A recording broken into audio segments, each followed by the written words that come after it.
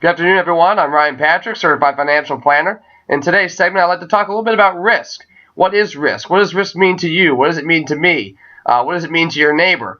The answer is different things. Absolutely everybody on this planet has a different appetite for risk. My grandfather was in his late 80s and had a portfolio that would make you blush in your 20s. Other people I know in their 20s have the portfolio of an 80-year-old.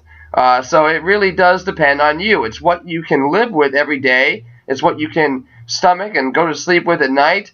It's not easy to define, but it's important to discuss. Now, risk comes in many different shapes or forms. Risk can be due to interest rates, can be due to the market, it can be due to business risk, financial risk, currency risk. There's so many different types. But the only risk that matters to you really is your personal risk. What is your ability to handle it, to live with it, and then to apply that risk tolerance to your portfolio? A lot of people take risks that's either unnecessary or they take too little risk for their actual appetite. So how do you know where you fall on the risk scale?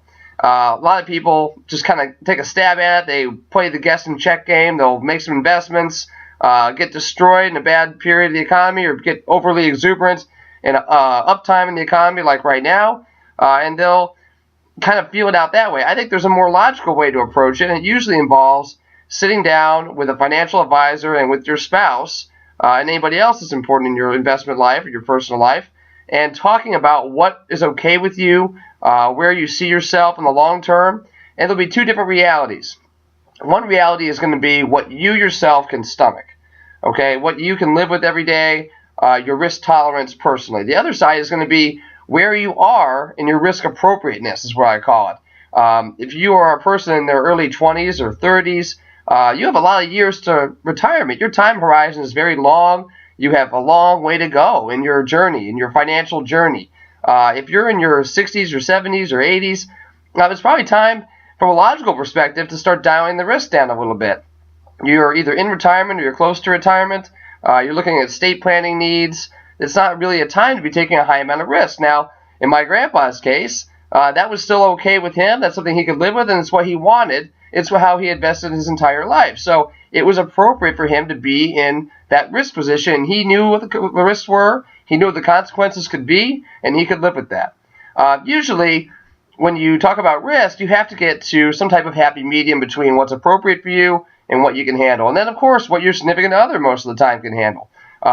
Most men, I'll say it, usually have a higher risk appetite than women do. Most men like individual securities. They like stocks. They want to make a play in the market, and that's fine for their risk tolerance. But many times, and this is not all the time, but I usually find in my experience is that women tend to look for stability. They tend to want a little bit less risk in the portfolio. They like a little bit of security. They want to know that everything's going to be okay. And those roles can certainly flip, but you're never going to know where you stand on that unless you have the conversation. So my challenge to you is this Valentine's weekend. Sit down as a couple and have a very romantic discussion about what keeps you up at night. What kind of risk are you willing to take? Have that discussion, and then have that discussion with a financial professional who can act like a mediator. There are many times in my career when I feel like I'm some type of marriage counselor, but that's part of the job, and that's part of what you guys owe each other to make sure you're on the same page and then come to the middle or somewhere where you're both comfortable. So risk is all about you. It's not about the external factors as much as it is about you and how it pertains to your life. Discuss it, be open about it, and it'll benefit you in the long run. Have a great weekend, everyone. Happy Valentine's Day, and I'll talk to you next week.